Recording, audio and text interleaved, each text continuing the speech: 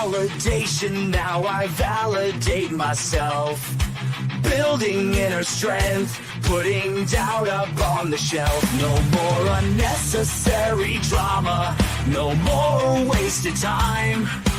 Climbing higher constantly, making my own climb. Standing on higher ground, where excellence is found. My potential knows no bounds. Raising the bar, breaking ground. My network is my net worth. Choose your company wise. Surround yourself with eagles, not with sheep in disguise.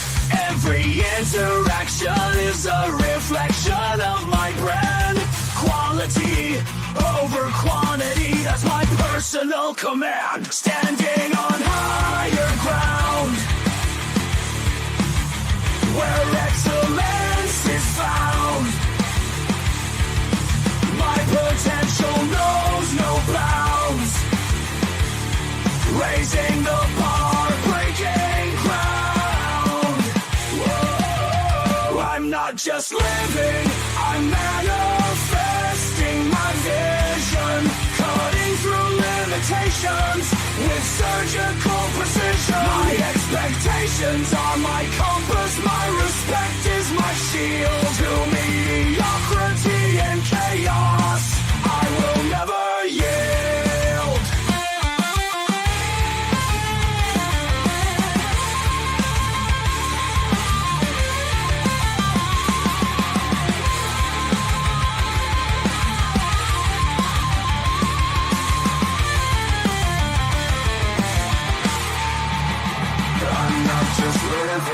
I'm manifesting my vision, cutting through limitations with surgical precision. My expectations are my compass, my respect is my shield. To mediocrity and chaos, I will never yield.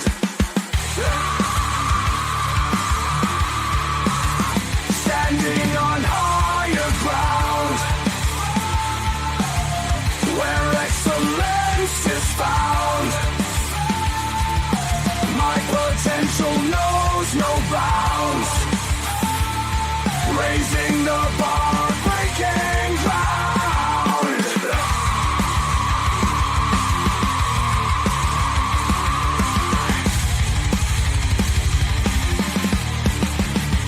I'm not just living, I'm manifesting my vision.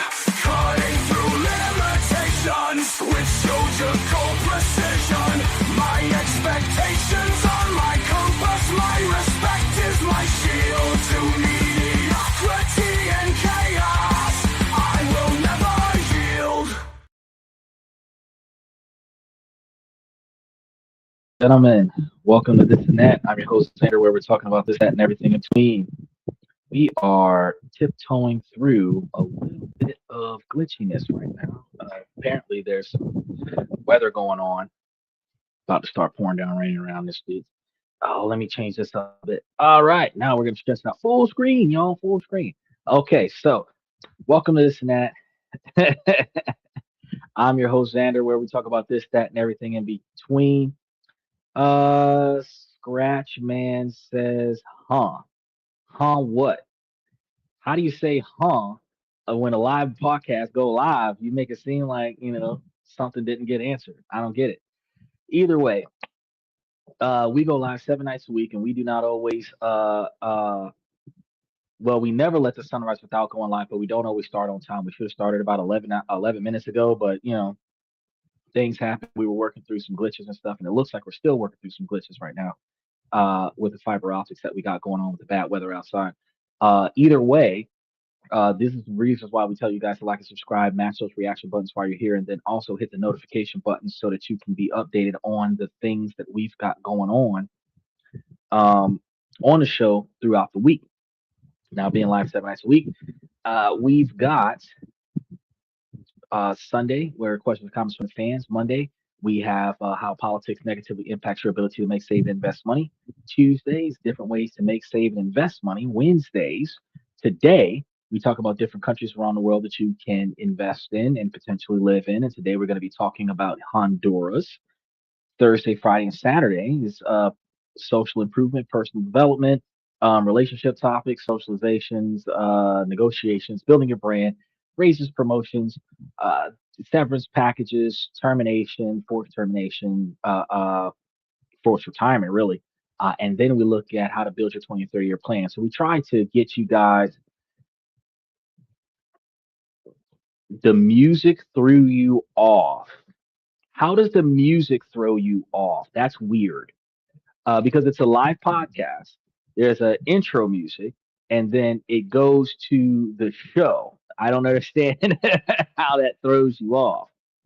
Either way, we're gonna be talking about some ways that we can make, save, and invest money. Steven says we need a day to discuss how to make money fall out of the sky and land in our pockets. That's the information I need. Well, I would love to do that. The closest thing that we can get to money falling out of the sky, figuratively speaking, because literally it cannot happen, uh, we would potentially have to invest in things that would make money for us so that we would be getting paid without having to put in extra effort to get paid, which is what we were talking about with Stephen uh, last yesterday, as a matter of fact. And that is one of the reasons why I give you guys all of these different ways to like automate a business online, start up by playing towards the conveniences of others, profiting off of pain points of people's industries and stuff to that effect. Stuff that has not been automated by AI, where you can automate it with your own AI software, and that's kind of like some of the ways that we can caveman style kind of like make it rain on ourselves because instead of us getting paid for our presence, money will be coming towards us without us having to put any effort in. And you know what, Stephen, you're a college student, so here's one that you're gonna love. And I just came across this this week, and then I'm gonna get on these other two comments. Um, I just discovered that students like detailed notes, and they will pay for detailed notes. So if any subject that you have ever taken detailed notes on, you could potentially create a PDF file that, and I don't know how to do this in detail, but theoretically speaking, you can create a file that it's like a downloadable link. And what you do is you sell access to notes. And the way it works is that any notes that you've ever taken for any class that is thorough and structured, especially for people who are too lazy to take notes, and you can sell it, even if you doesn't matter how much you sell it for, it could be sold for a small quantity of money, $5 or $10 for notes, or if it's extensive notes for a very detailed class, it could be a little bit more than that. But if you're selling the notes where people who need notes for a class just click a link and pay for it, you could potentially turn over a large revenue with no effort because you've already taken notes yourself, you digitize the notes, and then you're selling those notes online. And if you're anything like me, when I was in college, I only took my notes on computer. I didn't write any notes down by hand. So I already have the file, which means that you could just organize the notes using AI software that potentially would put more notes in there for you and expand it in more detail. The only thing I would need to know how to do to put that into action, and you can figure this out for yourself, is to modify it to a downloadable link where it is pay per access downloadable link, and then put it up on a website and start promoting it, and do it for all the subjects. And you'll make money for yourself where you don't have to do nothing besides collect a paycheck. That's one way that you can make money fall out of the sky since you're a college student. He says, hello from Sweden. We believe in basic human rights. So a standard medical appointment slash procedure only costs around $25. How about that? Uh, I don't have a comment on that because I mean it depends on whether we've already covered Sweden on the show, and when we cover Sweden on the show, we talk about all of the fascinating things that Sweden got going on that America doesn't have. So we've promoted Sweden a lot, and a lot of the countries around Sweden. But I don't really have a positive or negative thing to say about the fact that you guys have way better medical care coverage than America. Uh, but we also understand that Sweden has a higher cost of living than what some people are capable of achieving as foreigners. So, you got to kind of get in where you fit in when it comes down to moving to another country just for the medical benefits. But we do talk about different countries like Sweden and covering ways where people can potentially make money and live there and be able to do it affordably. Scratch says that was heavy metal. Now investments. Yes, because that is the theme song of the show. And I kind of have like a heavy metal background in my history. Some rap, some R&B, but I also like heavy metal. And the lyrics of the song actually encourages you to focus on getting to a higher ground, getting to a higher level, establishing a self-sustainable situation instead of looking for external glory. And the lyrics are very powerful lyrics, and I think that they very much highlight everything about the show if you listen to the lyrics. So it's not just jamming to the beat, but you can, because we do have the links in some of the descriptions for some of the shows. I haven't been putting them into the descriptions recently, but Higher Ground is the name of the song, and you can definitely get it on YouTube. Uh, and I think it's actually for sale in some other places. He says, Stevens, bro. No, most of us are, bro. Cheaper to buy the test. Actually, it's not cheaper to buy the test. And reason being is because somebody has to steal the test from the teacher for the active test that's happening this year, and then use that test to sell to other people for profit, which can get you in trouble. If you're using an outdated test, that's equivalent to a study guide, and an outdated test that has similar questions to the upcoming test that is not the upcoming test is the same as curating detailed notes that has all of the information that a student would need to have so that they can memorize the majority of information and then use that information to go into take a test. So that makes that. So I mean, yeah, if you're trying to cut corners and cheat to get through college, then yeah, it's probably better to buy the test. But I think that if you're really trying to learn something, then it's better to buy the notes and then study. He said, well, I'm going to go see if I hit the Powerball while you're talking about investments. Well, that's a bad financial investment in and of itself. Reason being is because there is, at least here in America, well over 350 million Americans. And out of them, I want to say that at least 345 million Americans have the probability of playing the lottery. Your ability to be one in well over 300 million people to hit that jackpot means that the likelihood for every ticket that you buy of succeeding is far less than 0.0001%, which means that the probability of failure is so high, so immense, that it is more volatile to play lottery than it would be to invest in anything. You would actually be safer riding stocks with Bitcoin than you would be riding the lottery. But anybody, I would prefer for somebody to walk away from a show that's going to show you how to improve your life than to stay on a show and heckle the show and try to interfere with the show for all the people that came to learn. So if you're out because this isn't what you thought it was, I greatly appreciate you dipping. But if you find value in it, make sure that you like and subscribe, because we're probably going to be on your For You channel again since we just got started, and it looks like we might be here for about an hour and 20 minutes. He said, Sweden is one of the happiest places to live. I can't say that.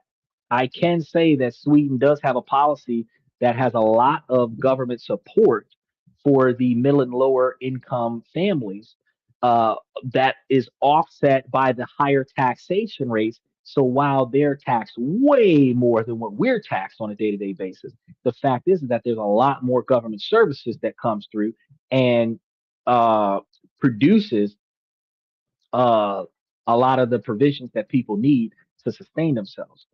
I don't know what the tax rates are in China and Seoul and South Korea, other places like Taipei or Thailand or Taiwan or whatever. But I do know that with the childcare thing for the birth crisis that's in Asia, there's a lot of countries out there that is subsidizing childcare, and that is a big benefit, and they did not increase taxation in order to do that. So if you wanted to have a bunch of children and not have to deal with the extra cost, going to Asia and having kids or going to Korea and having kids is probably one of the better things to do, because that's the only countries besides Canada that subsidizes child care in order for you to have a better standard of living for your kids. And as an American expat, if you get a local woman, a native woman, to give birth to your kids, then your kids are covered. Now, how does that work with getting your kids citizenship in America? There's a lot of red tape, but if your kid has 18 years before it really matters, you could do it. You could do it, and it's less difficult if it's a child of a Native American, not Native American, but American Native, where you're the parent of the child. You've been born, raised in the country. Your child was born outside of the country, and you want to get them like dual citizenship or some stuff. There's some possibilities for it, but it's stuff to do. So you have to decide: do you want your kid to?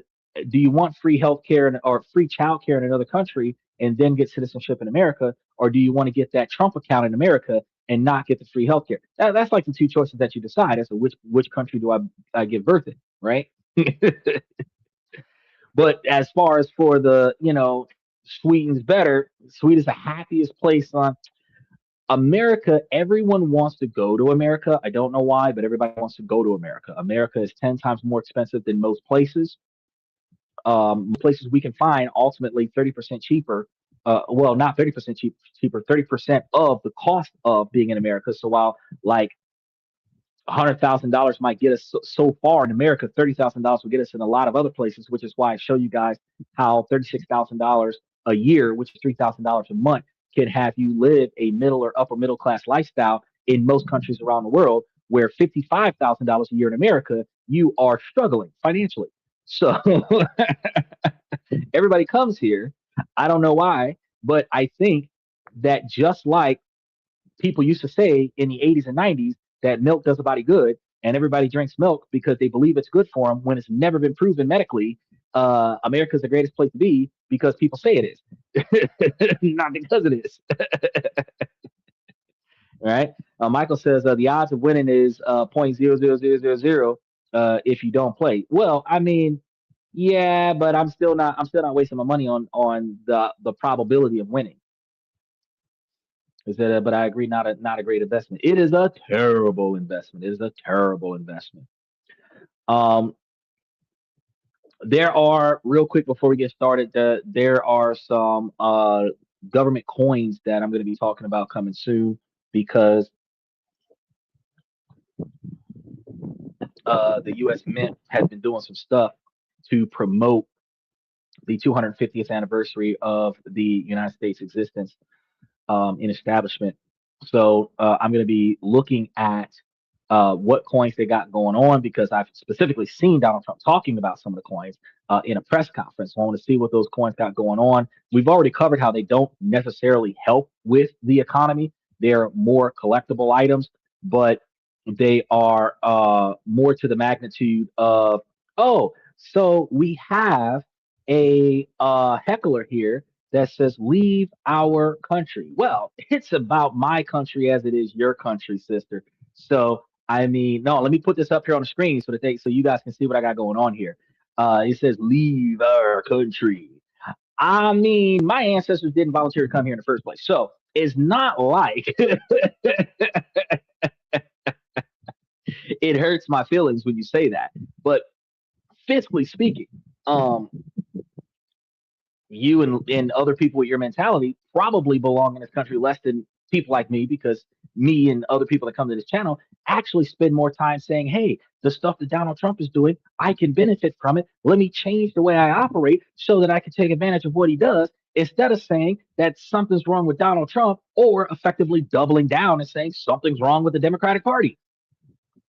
But I also recognize from a capitalist perspective that if you're going to be making financial decisions, it makes more sense for you to make a financial decision based on how it benefits you, not how other people judge you when you do what you do. So when I tell you, oh, if you want to save money on childcare, go to another country, save money on childcare, and then bring your kid back and get citizenship. That would be a fiscally responsible thing to do if you got certain countries that will pay for 50 to 100% of your child care, regardless of your income status. And you're not sitting there with like this big ass child support bill versus in America where you pay for your own kid.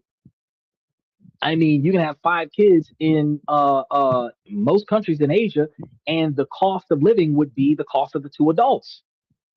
I mean, unless you're doing luxury stuff, but you know, if one person can live in Asia for less than $800 a month, and 2 people can live in Asia for like 14 or $1,500 a month, and 2 people with 3 kids can live in Asia with 14 or $1,500 a month, same standard of living because the government's paying for the kids. Wouldn't that make sense to go to another country and raise a family, then bring them back? Because technically speaking, when you start talking about making, saving, and investing money, the saving money part, because ultimately each child in America costs you about $22,000 to $25,000 a year. You have 3 kids, that's $75,000 a year.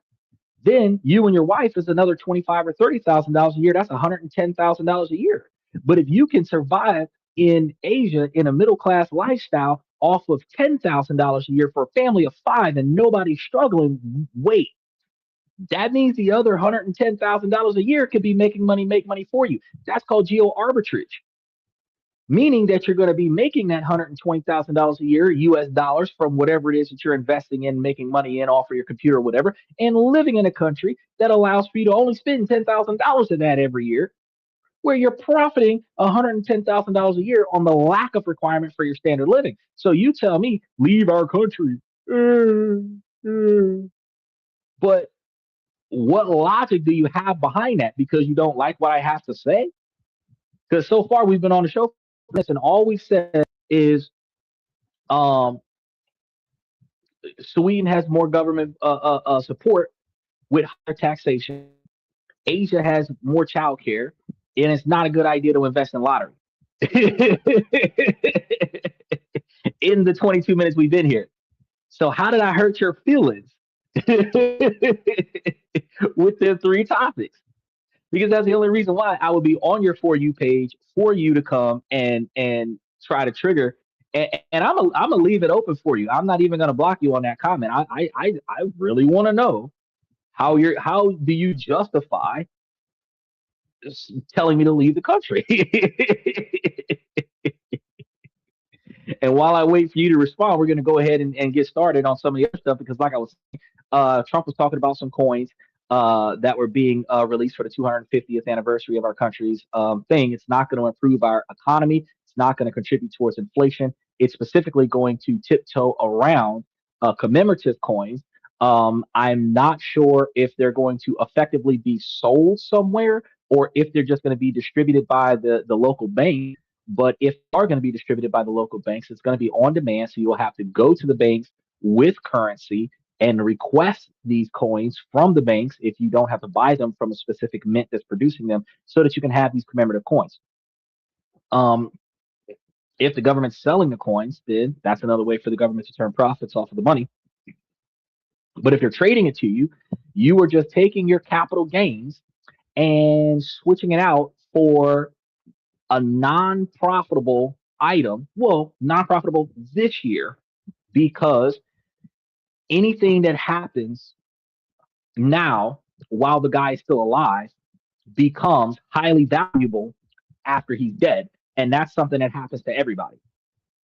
Anybody famous does something while they're alive.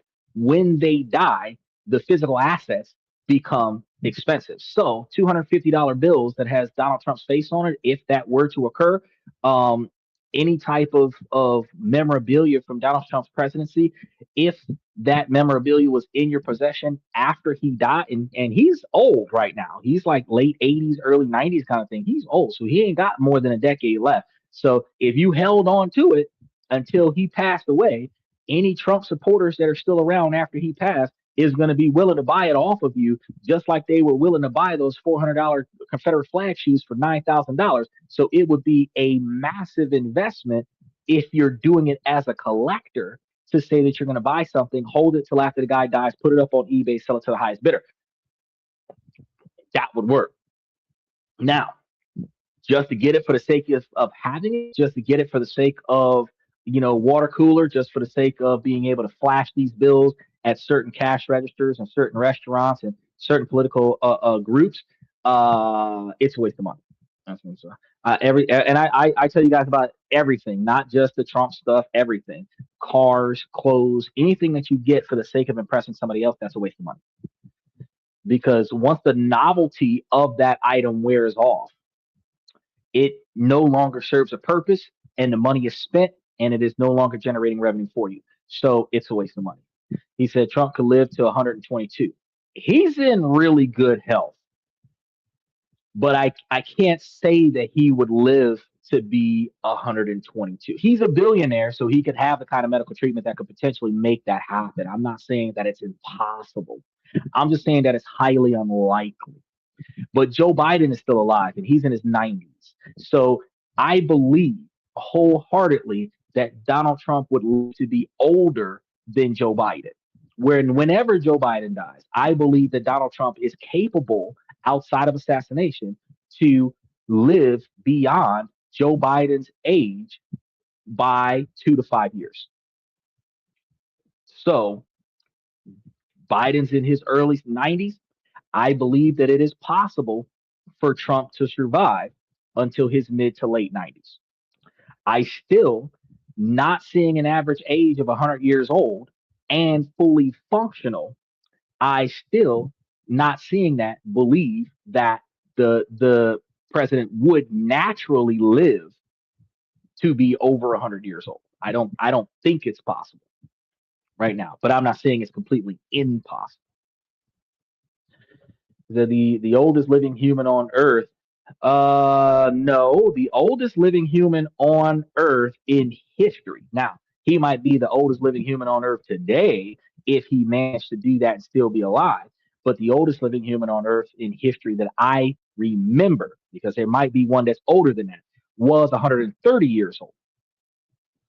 That's the guy that I talk to you guys about on a regular basis that made the 209 kids during slavery, where he was for the first 200 kids he was enslaved. He was in slavery, and then he had 9 kids after slavery after he was released.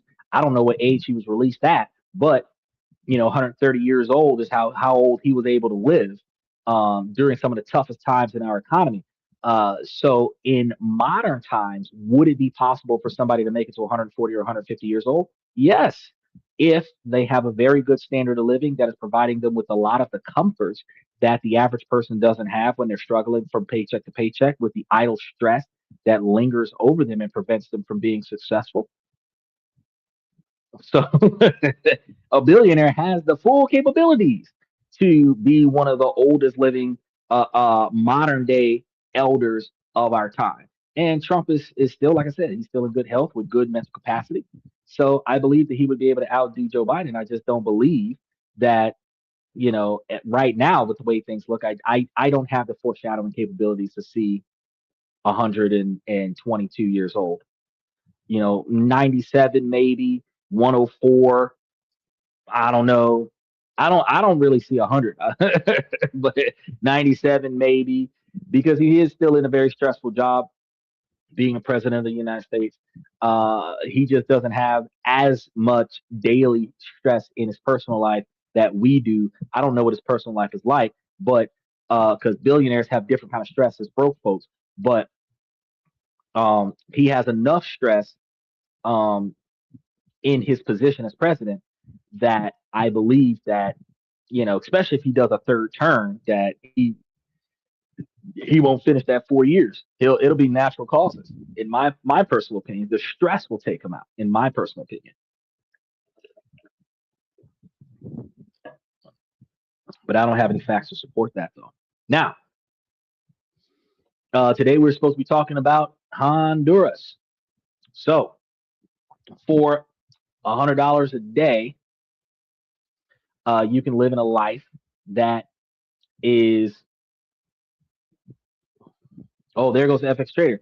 He says, you can live a life that is stuck in traffic, knowing most of your paycheck vanished before it even lands, or for that same $100 a day, you can wake up to the sun, deciding between the beach and mountains, and feeling total financial peace. Now, since the choice is yours, we're gonna be getting into that real quick. What if I told you that the life that you're grinding for right now, the financial freedom, the respect, a beautiful traditional partner who shares your values is waiting for you right now in a different place that you probably overlook. Place the media loves to misunderstand. It's not America. We're going to get into it. Trader says, without getting emotional about the country, the fact remains that about 20 million Americans cannot afford a comfortable retirement in the United States. Thank you. And that's what we talk about on a regular basis when this one guy come up here and I'm gonna put his comment back up there, Trader. He changed his name to Trump is America, right? And he tells me to leave our country because I'm talking about like, man, you can go other places and live a more effective lifestyle on the same smaller income in like different countries in Asia. And he's like, leave our country. And I'm like, I hurt his feelings. Within the first like 20 minutes of the show, I hurt his feelings. Didn't even say anything about Trump, but I hurt his feelings. But yes, that's the truth. More than 20 million Americans cannot afford a comfortable retirement in the United States.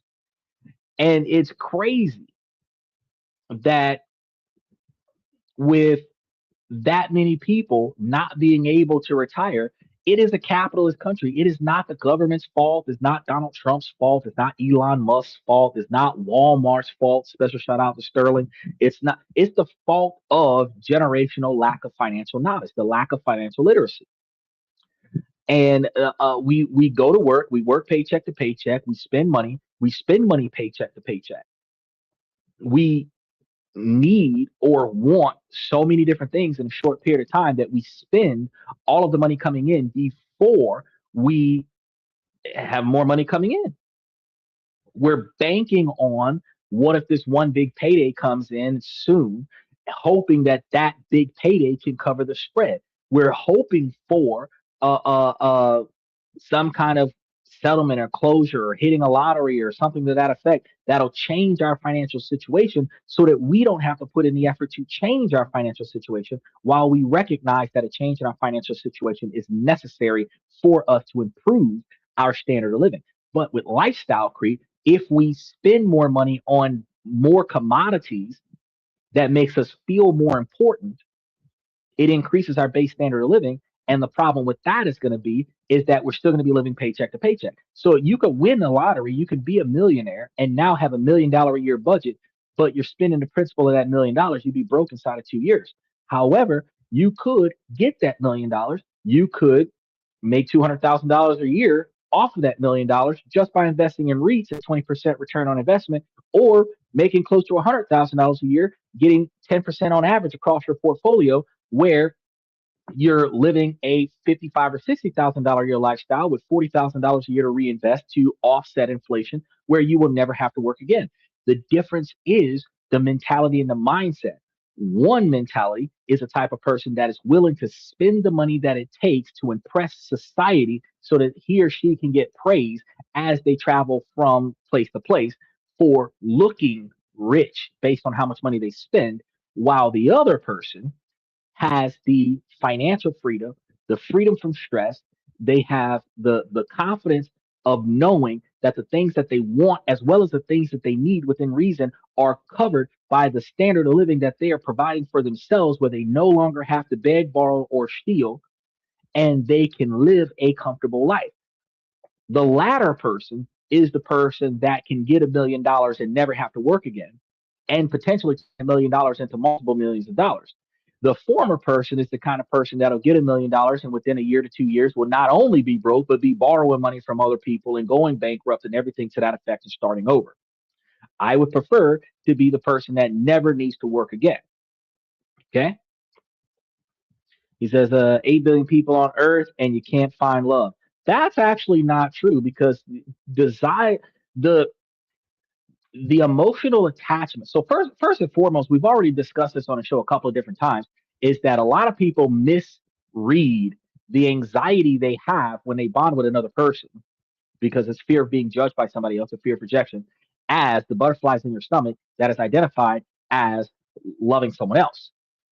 You have the emotional bond and you have the loyalty and duty that develops from interactions with one another, and you choose to stay with this person, whether you love them or not, whether those butterflies are there or not, whether the anxiety is there or not, and you choose to stay there and you identify that choice as love. Now, can you, out of 8 billion people, find somebody to spend the rest of your life with? Yes, you can. Will you successfully maintain a relationship with that partner for the rest of your life? That depends. If you decide on what you're getting into the relationship for, whether it is a long term lifestyle of satisfaction or short term gratification, determines whether or not the person's going to be there for the long haul. If you're with this person to get laid, the forever is not taken into consideration. If you're in this for the forever, getting laid is not part of the consideration. It's expected, but it's not part of the consideration. You find that a lot of people are, we talked about this before, attracted to a specific type that might not be the type that's in their benefit.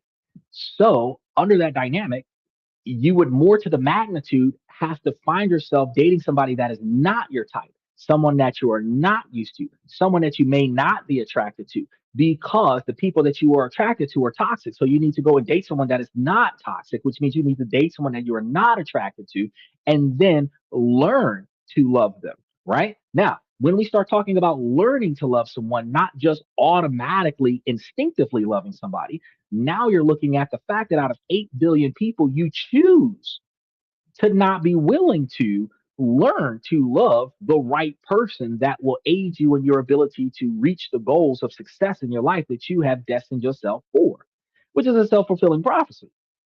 So, like the people who say I'm single by choice, you are not single by choice. The people you want don't want you, and the people that want you, you don't want. That's why you're single.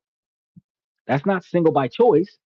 It is the fact that you are rejecting all of the potential suitors that could build a great life for you. And then you're chasing all of the suitors that do not want to have a great life with you, which is a self fulfilling prophecy. Right.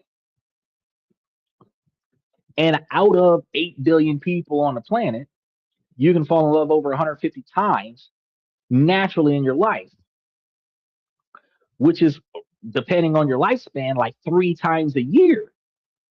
So is it possible for you to get with the right person and make things better for yourself and that partner, and y'all have a family together and y'all build a legacy together? Of course. Because at 3 different loves a year, you're talking about every 4 months. You could have found the right person. You just chose not to. And by that being a conscious choice, it's a self fulfilling prophecy of loneliness, not actually the inability to find it. You're rejecting it. That's what you're doing. It's not the inability to find it. And the modern day dating apps is going to make the situation worse because you're going to scroll left on all of the ones that match your expectations. You're going to ignore the comments and ghost the people that do not meet your expectations. You're being shown to people that are scrolling left on you. And if you match with somebody, that person only liked your photo in novelty, not because that person was interested in who you are or could give 2 shits about what you're planning on doing with your life. Because you have some people who window shop on social media the way we window shop in the grocery stores, we window shop with online stuff, we put stuff in the cart and never buy it kind of thing. You got people on dating apps that window shop. They have no intention of actually hooking up with somebody or having a long-term relationship with somebody, but they flip through and look at the possibilities that are out there. And oh, this picture's nice, this picture's nice, this picture's nice. I like this bio.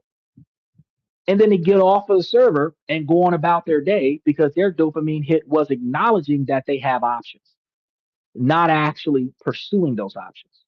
And a lot of people do this with their jobs. A lot of people know that they hate their job. And instead of building a transitional catalyst to a better job or at least another job, They stay on the job that they don't like until they get fired off of that job. And if they ever talk about getting another job, your friends can help you find another job, your girlfriend, your family members, everybody can help you find another job. And the problem is you work too much on the job that you hate to transition into the job that you don't hate. It's all about choice.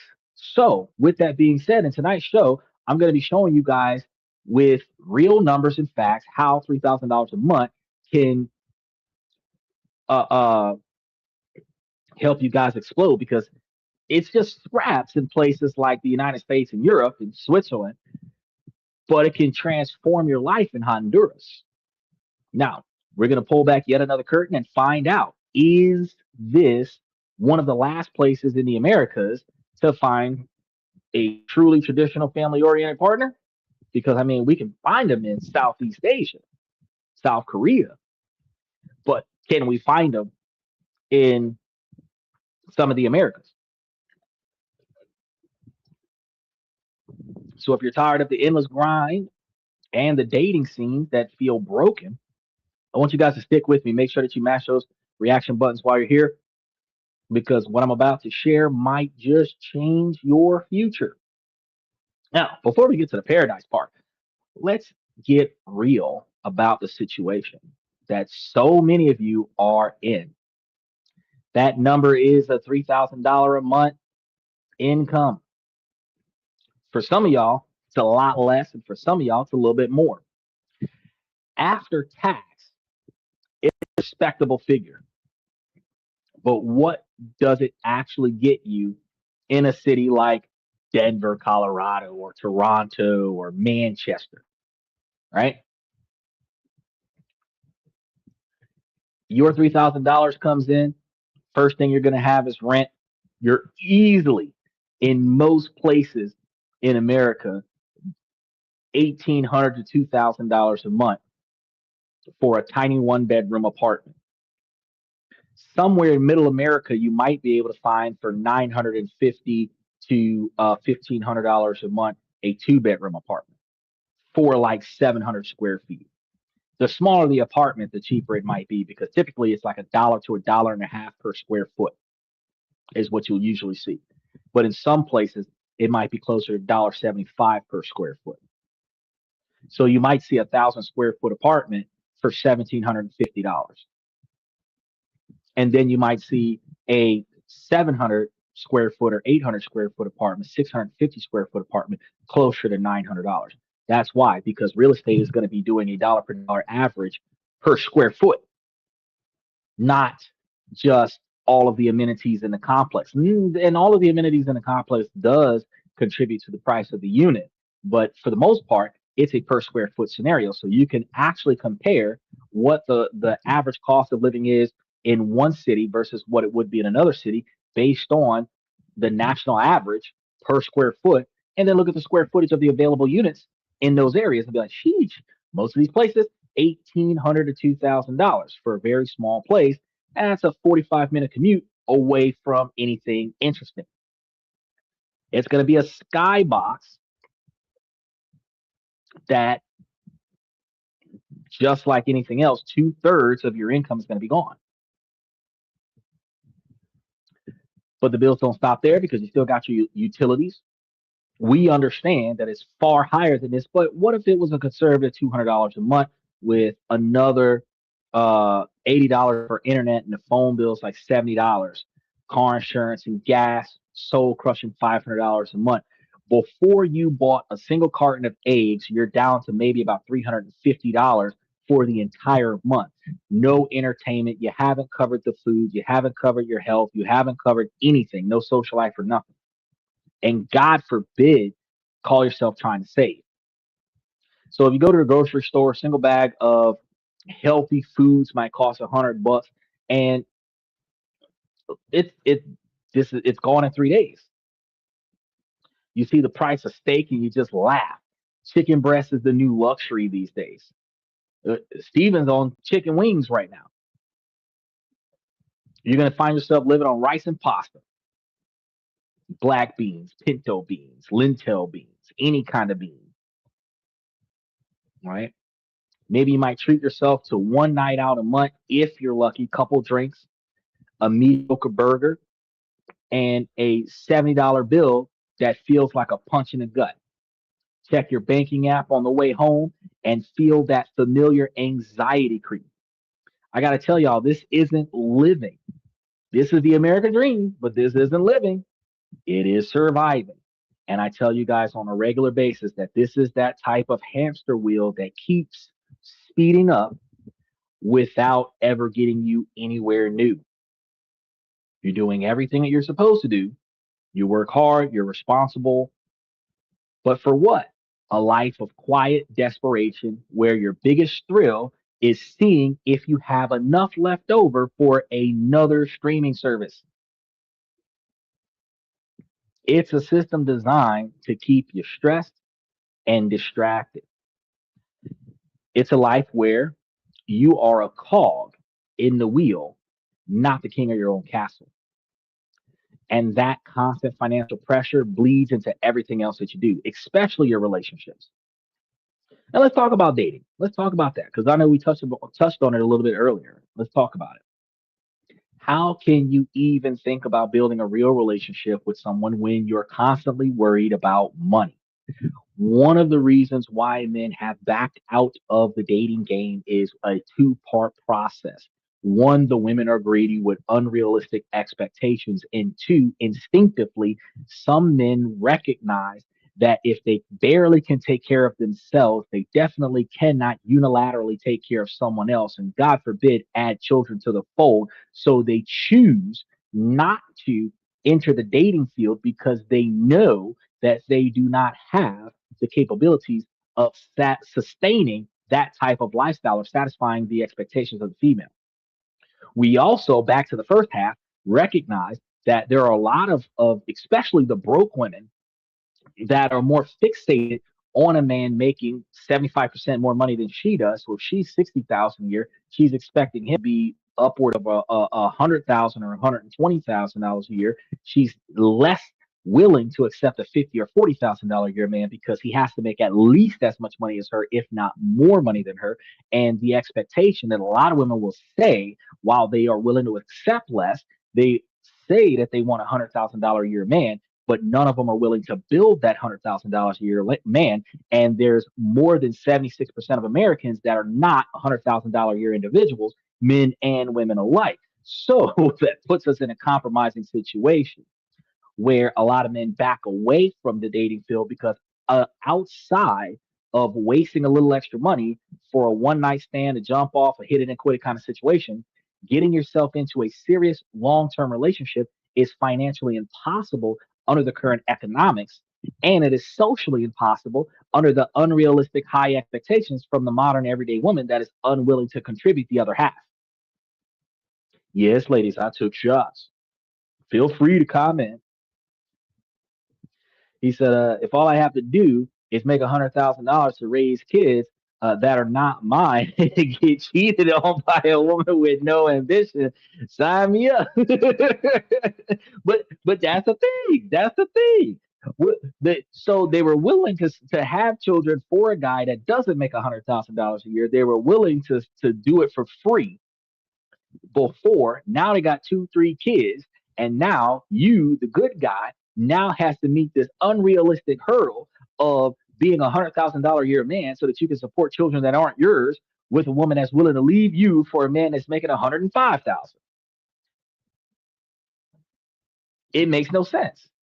And we're in an economic situation, we're in a cultural situation where they're not willing to be partners. They're willing to be dictators of a relationship if they find a guy that is willing to simp on their situation. So if you did make $100,000 a year and you got a modern 2026 Western style behavior, you're more often than not going to have a girl that's willing to spend your money and tell you what to do, not respect what you say, and follow your instructions. And while a lot of women feel like feminist model, we shouldn't have to do that. It my body, my choice. As soon as you become a dependent of somebody else, it is not your choice. Because unilaterally speaking, a child is the dependent of the mom when mom has custody of the kids. And when the child is the dependent of the mom, the child doesn't tell the mom what to do. The child depends on the entire income and resources and standard of living of the mom. Mom tells the child what to do. When the boyfriend takes that role, when the husband takes that role where the wife and the girlfriend is living in the house of and under the status and financial income of the dude. She is a dependent of the dude. And likewise, the dependent does not tell the provider what to do. The dependent follows instructions. And this is going to be where the feminist model creeps in again. And women are only willing to put up 50% so that they're not considered a dependent. But then they still want to be lavish. They still want to be taken out. They still want to be treated in addition to paying the bills. If we have a $3,000 a year, a $3,000 a month lifestyle, and we come together, if we each individually have a $3,000 a month lifestyle, and we come together, we likely have a $4,500 a year lifestyle together because typically it's 150% when you move in. Now, what that's going to mean is that let's round it up to $5,000, right? She's going to put up 2,500. I'm going to put up 2,500 out of if we were making, say, $4,000 a piece, right? Which will leave each one of us with close to $1,500 a month left over, right? Now, my $1,500 a month would go towards making her happy. Her $1,500 a month would go towards making her happy. And then when the children are born, her $1,500 a month extra would go towards the kids, and my $1,500 a month extra would go towards her and the kids. Now, if out of the $2,500 a month that she contributed into the household, she's going to get reimbursed $1,500 a month. She's only putting up $1,000 out of the $5,000, which is 1/5, which is 20%. And that means that the person with 80% contribution has a larger majority vote because he's a primary shareholder of the estate of this family, which means that she is still a dependent, even though she's paying 50% of the bills, because she's getting 100% of her luxuries from him, subsidizing her standard of living, which ultimately means she's still a dependent because he could have paid for all of the bills and just not bought her shit. And she would still be living in his house with no responsibilities and keeping all of her money for her own fun. Women don't like listening to this stuff, but this is the real deal Holyfield. So how are you supposed to feel like a provider, a man of value, when you're living from paycheck to paycheck in an environment like this? And it's going to get a lot deeper than that because for a lot of us, the dating scene in the Western culture just feels broken, exactly the way I just explained it. It's going to be a game with constant changing rules where no one is on the same team. Be strong, but not too strong. Be sensitive, but not weak. The goalposts are always moving and you never know where you're aiming. You get on the apps and it's a meat market of curated profiles and uh, thinly veiled demands where nobody really says what they want. They put up some bullshit on social media, and most people don't even read what they put up. We just look at the picture and then like, favorite, wink, whatever, and then message. That's it. That's it. If we go through the bio, we're not reading what they wrote. We're reading what their height is. We're reading what their weight is, whether or not they have kids, whether or not they drink and smoke, if we care about their religion, if we care about their income, if we care about their dating status. That's the shit we're looking at, not what they say they want. Most people don't give a shit about that. We actually asked that question on the first date, which is wild. If you're asking me what I'm looking for, you clearly didn't read my bio.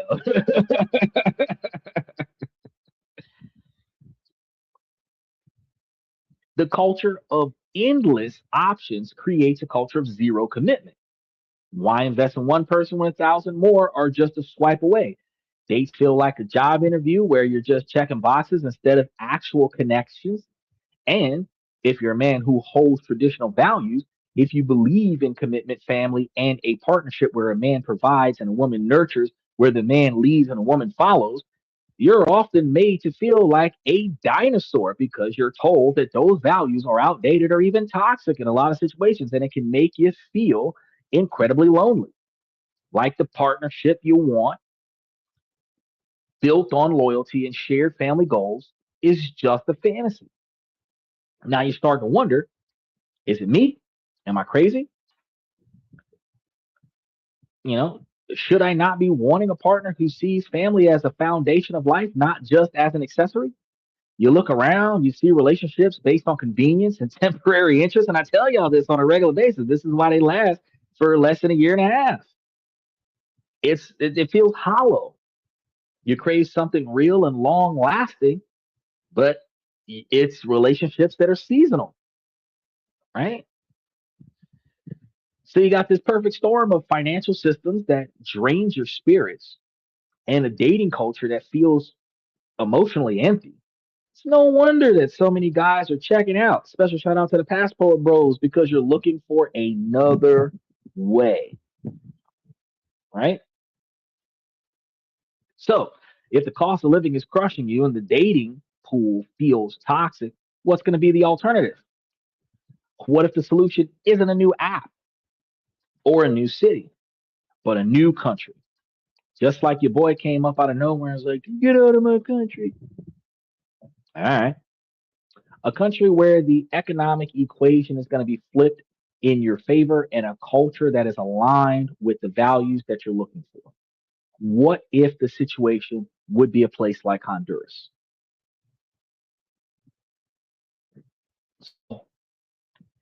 Let's take a look at that particular type of situation. Let's look at that as a solution for tonight. Take that same $3,000 a month budget that was choking you back in America, and let's see what it can unlock in Honduras. And this isn't about being comfortable, it is about a total life transformation.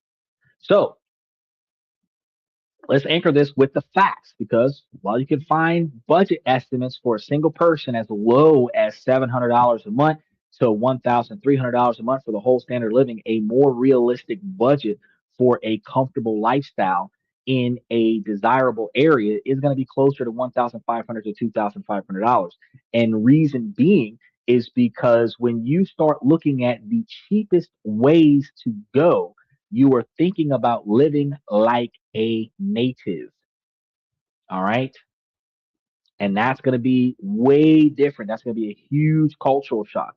You have what they call Western style, where we have toilets that are chairs. We have rooms with beds off of the floor.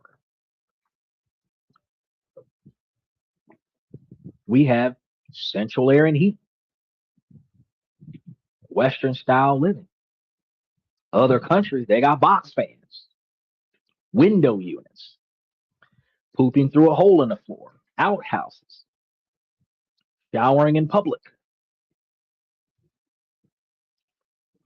The difference between the social media projections of 700 to $1,300 a month versus realistic, not changing very many of your Western style desires being a lot more than that. And that's why we're going to be looking at $1,500 to $2,500 a month. So with a $3,000 a month budget, you're not just getting by, you're entering the upper tier of lifestyle in the country. And one of the things we have to recognize is that, again, people are going to say, since America is like 130 something on every category of best country in the world, we also recognize that the quality of living in America for the price is still better than the quality of living in other countries.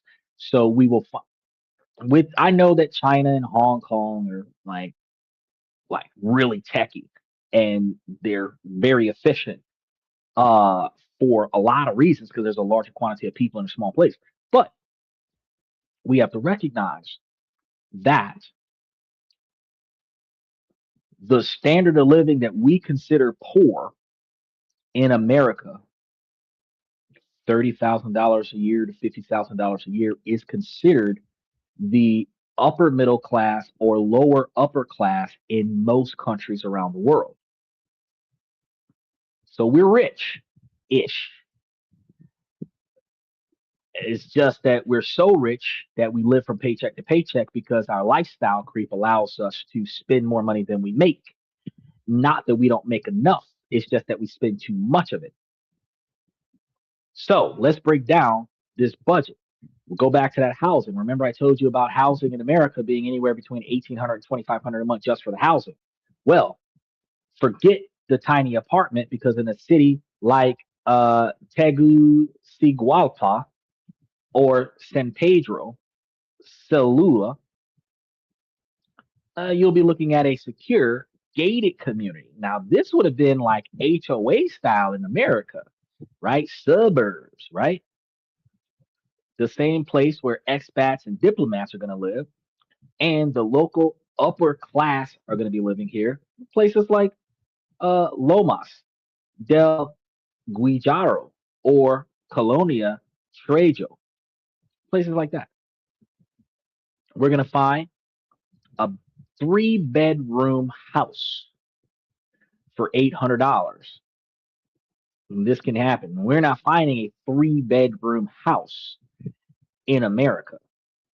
Typically, with if even if we had like some of the smallest houses in America, where you had 3 bedrooms, at least one bathroom, a kitchen, and a living room, typically 1,500 square feet is some of the smaller ones. Not the smallest, but some of the smaller ones.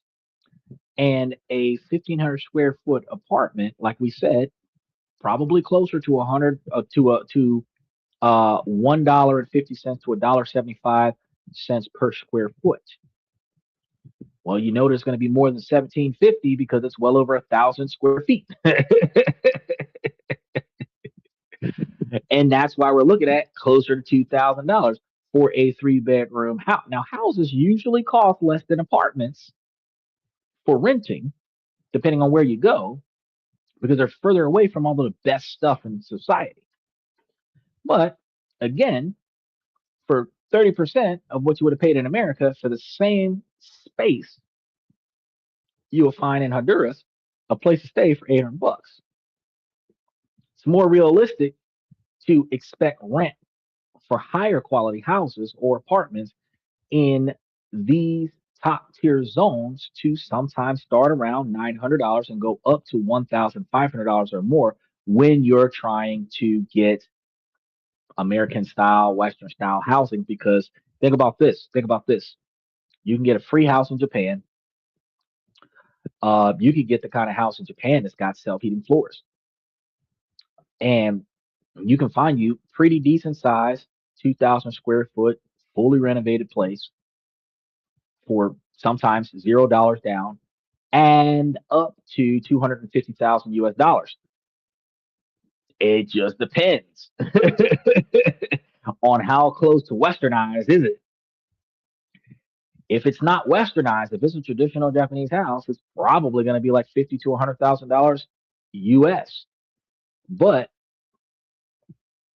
and this is one that's been modernized and everything to that effect, not one that's been sitting there for 10 or 20 years.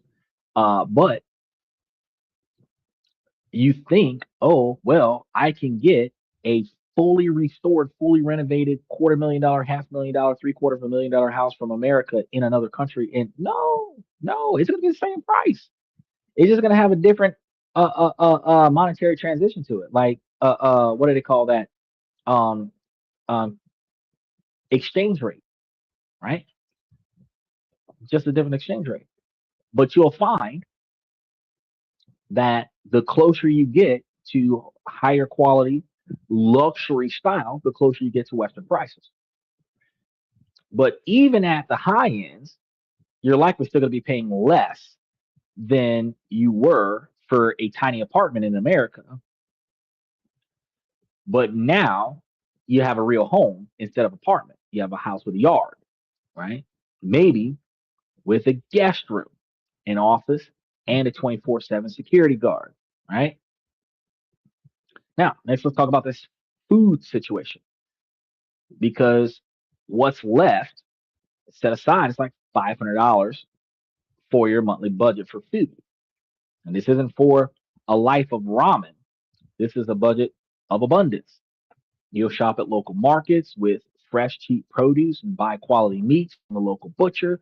More importantly, this will allow you to eat out regularly. Great three-course meals for two people at a mid-range restaurant that might cost you between $20 and $30 a plate, or in some situations, $20 to $30 for the both of you. You can afford to take a date to a nice restaurant without sweating the bill. So if we look at a beautiful home, great food, and you still have around $1,000 to $1,400 left, if we keep going and start talking about utilities and high-speed internet, this can vary, but for a larger home, especially if you're running the air conditioner, it's wise to budget somewhere between $150 to $250. Private healthcare in Honduras is excellent because they have really good private clinics there. A local private health insurance plan for a younger person, healthier person, might be found for under $150 a month. I tell you guys, find some international health insurance coverage that actually works locally. Because then, when you do go to another country, you don't necessarily have to change anything. If you've got your local Blue Cross, Blue Shield, whatever going on, Medicaid, Medicare, whatever going on right now, first thing you got to do when you start, even if you're traveling as a tourist, you still have to have international health insurance because what happens if something happens to you while you're out there? So now you're paying for two insurance policies, the one that's in America and the one that's in the country that you're going to. So just try to find you one that benefits you here in the States that you can take with you other places. But this cost rises significantly, so that $150 a month might rise significantly with age. Or if you want an international plan with more comprehensive coverages, you might be paying a little bit more than that. But you want to find one that is inside of your budget that more suits exactly what you need and where you're trying to go. Let's talk about getting around. I actually just noticed because we're about to talk about taxis and Ubers because they're very affordable in other countries with base fares for short rides around $3 and a $300 a month budget would be realistic if you're primarily using ride shares.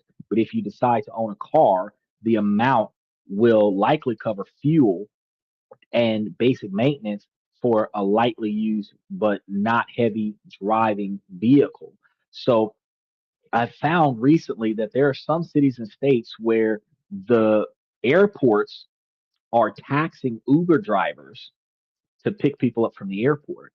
I've heard some news about how Uber is not allowing individuals to perform rideshare. Like people are just getting blacklisted for the sake of. I've seen some protests from rideshare people against Uber, and I believe that I'm going to be trying to squeeze that into one of the upcoming shows. Now, while my buddy was doing Uber, and I've tried it, and I've tried Lyft before, but I was doing it as a favor to him. I wasn't doing it as a full time job.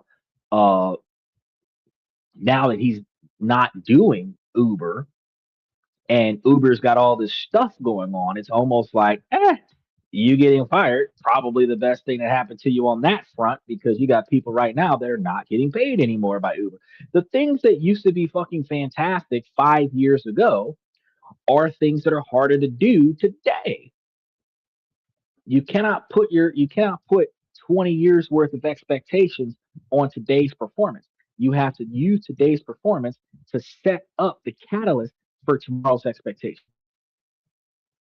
And I know that sounds like a redundant situation, but what I mean is if you today are investing in yet next month, next week, next year's satisfaction, the surplus that you gain from this setup allows for you to invest more heavily in other things that will allow you to have the following year be more satisfactory.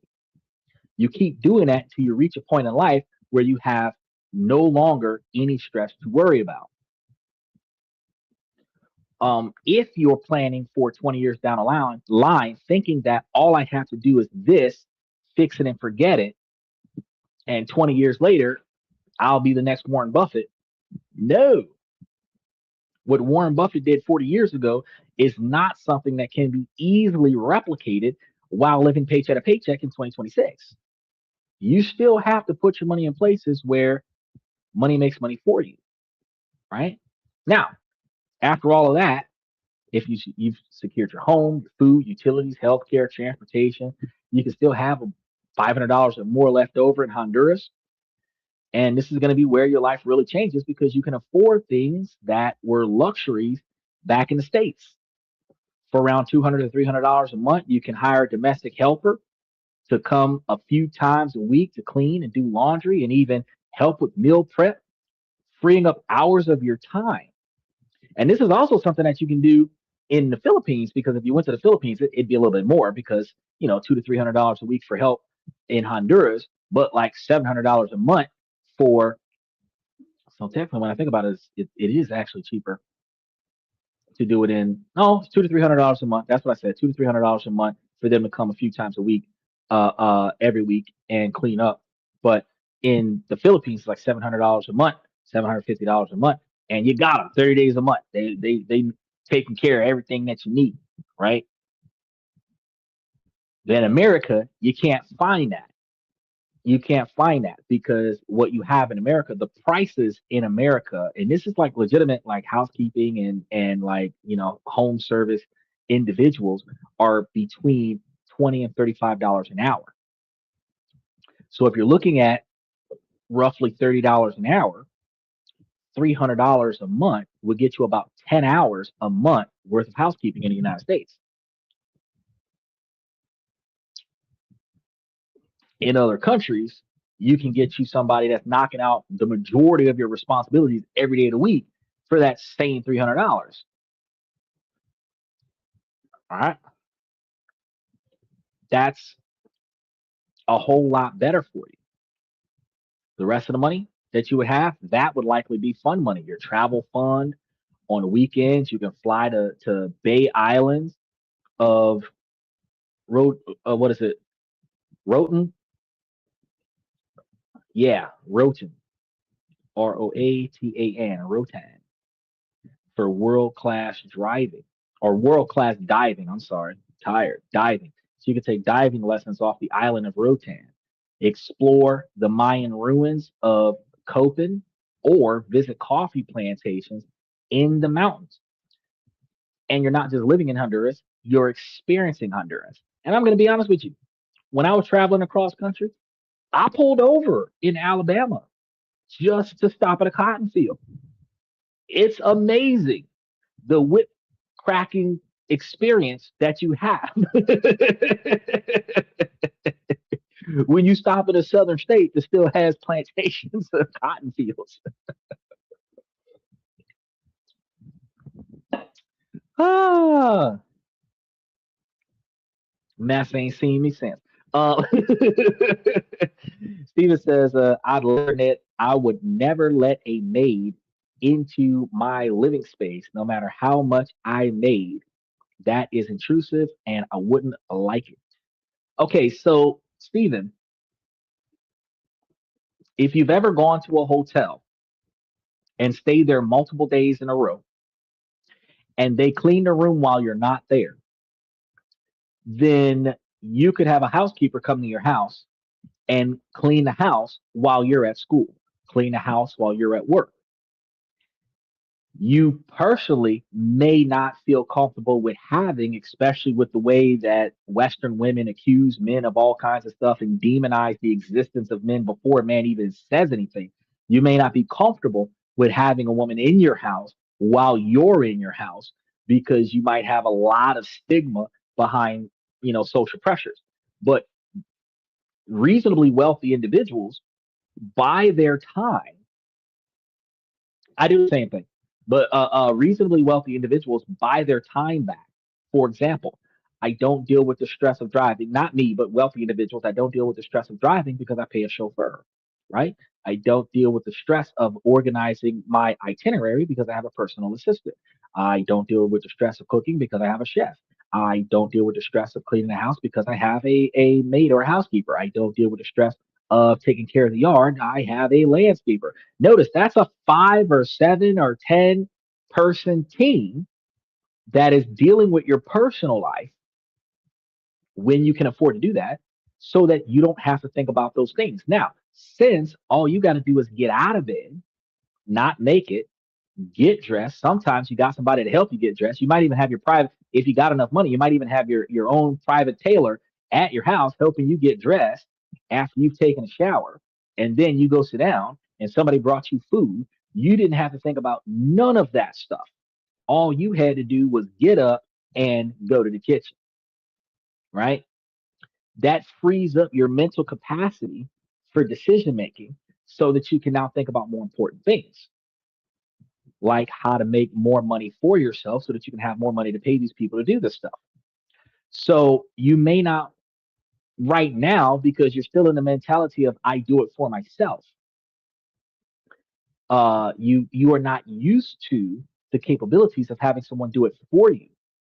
But I'm going to be honest with you. Let somebody in an American style scenario getting paid like four, five, $7,000 a month to come over to my house and come and knock it, bro. This motherfucker gonna be doing as much as possible. Find something to do. You got time to lean. You got time to clean something. I'll be pointing out shit. Because if you get paid to be here, you're gonna be doing something, goddamn. Let me get out of this room so that you can get stuff done in this room while I'm not in this room. There's other rooms in this bitch. You know what I mean? He's at a hotel that do not disturb on the door. Man, I can not only do I have a do not disturb sign on the door, I tell the front desk, do not send anybody to my room unless I request maintenance. Like something broke and I need you to come and fix it. He said, I'll be the millionaire that still mows his own lawn. Oh yeah, like Adam Sandler. I would be the millionaire like Beauty and the Beast, with like 20 people lined up when I walk through the door, being able to greet the staff on the way in. I won't have to touch any doors because there's people paid to touch the door for me. There's so much stuff going on, man. Because at the same time, I would be doing things because if I had those lifestyle levels of millions, I would see myself focusing more on more millions coming in so that I would not have to do, and all of these people would still get, and that would put me in a position of 10 or $15 million, $20 million, in order for me to have $1 million, which is 10% of my money, to cover the staff, and that would be living off of the interest. Right now, when we start talking about 20% return on investment or 15% return on investment, we start talking about like $1.5 million. And if my lifestyle is like 60 or 70,000 and $1.5 million, that's a lot of people I can pay to make sure the shit's operating the way it needs to be operated. But that requires me, like I said, $10 million lifestyle, not a simple $1 million lifestyle. Right? $1 million lifestyle might cover just me. $2 million lifestyle might cover me and a couple other people. Big difference. Now, the numbers are going to work here when we're talking about doing this in Honduras. Because again, like if we had a $150,000 a year lifestyle, $200,000 a year lifestyle, not the lifestyle, $200,000 of capital that was getting paid anywhere between 30 and $50,000 a year return on investment, where in places like the Philippines, Honduras, Belarus, Belize, Kazakhstan, special shout out to those countries, that's 50, $60,000 a year, far greater than the $36,000 a year we're talking about right now. And you would have so much extra money lying around that you could afford a guaranteed chauffeur. Because even if you got the direct phone number for like two or three cab guys, before you decide to walk outside and get picked up for some shit, you'll be calling whoever's available to come pick you up and drive you around for the day. And if they know that you're going to pay them more to stick with you than what they would have made looking for rides, now from the time they show up until the time you dismiss them, they're good. The car never leaves. You and in some situations, in some countries, you can turn your cab driver into a personal bodyguard because they'll carry all your stuff and help you out and this, that, or third because it's like shit, you're paying them to do it. And if you have enough money, this is one of those mentalities where you're paying for the convenience of. And some people do not have the value in that type of lifestyle. However, the possibility is what we were talking about today, the fact that it is possible and you could have that lifestyle and you don't need millions of dollars to achieve it. So your $3,000 budget can give you a high quality lifestyle that eliminates financial stress and buys back your time. Now, we've established that you can live well. So let's talk about finding a partner that you can share this with. If we address the part of the title that likely grabbed a lot of people's attention, which is finding a traditional wife, it's critical to approach this topic with respect and nuance. Now, this isn't about transactional relationships because, I mean, truthfully, in Western culture, most relationships are transactional. And you might find some pretty good transactional relationships in the Philippines as well, because, I mean, again, I tell you guys, if you were to cover $750,000 a month for her family's lifestyle in the Philippines, you might have your lifelong wife, bro. Bro, we're in a live podcast. What are you sleeping while you're talking over here? Anyway, it can be transactional, but we're not talking about transaction, right? We're talking about finding a culture where the values that you hold that are normal in their culture, which is not the exception, right? You're not looking at your values being dismissed or displaced in a culture like this. So, first, we have to recognize that as a foreigner, you're going to be called a gringo. You must act with humility, not self entitlement. So, you're going to have a genuine desire to learn stuff. You want to learn their culture, learn like your location, learn how to get around. The guys who fail here are going to be the ones who show up with a sense of entitlement, thinking that their passport and wallet give them a free pass on being a good person. And they're going to be treating people like shit, thinking that because I'm paying you to take this treatment, that I'm entitled to treat you this way. Don't be that guy. Some of the even no matter what country you're in, one of the most important things that you need to remember is that you are judged based on how well you treat the help. So, and they are the help not because that is a lower class or lower value situation. It is because these people are paid to help you do the things that you either don't want to or don't have time to do, which means that they are a benefit or an asset to you because you're buying back your time by paying them to help you. So, out of your respect for them, which you should have, you should treat the help with the utmost respect, not to the magnitude of being subordinate to your assistants, but to the magnitude that you're treating them more than just a human being, to the appreciativeness of them assisting you with accomplishing your goals without distracting you from more important obligations. So, what does traditional mean in Honduras? Well, let's get past the stereotypes of a submissive woman. And I'm going to be honest with you, in most countries around the world, the truly submissive woman is not necessarily going to be there. Westernized culture is saturating every country around the world, and more feminist movements are happening in every country around the world. So while you might have a family oriented woman that is dominantly prioritizing the success of the kids as well as the husband, the truly submissive part of that may not be what you think it is because the woman might actually handle the finances and handle the stressful things that men are expected to handle in Western culture. Where as a husband, you may have to come to your wife and get money from her to take care of things because she's handling everything for you, but that's still an assistance. right? That's still a benefit. It's actually one of the things that made women amazing back in the 60s that they don't want to do in 2026.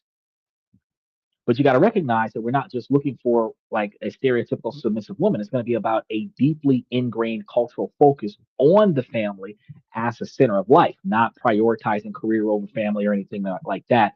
Not prioritizing the sisterhood over family orientation, nothing like that, right? So, in a culture that often prioritizes the individual, Honduran culture tends to prioritize the collective unit. The family's well being is paramount, and this is going to be the entire family, not just the one you're creating. Her family, sisters, brothers, nieces, nephews, aunts, uncles, grandmas, grandpas. Y'all got to understand the family, the extended family, right?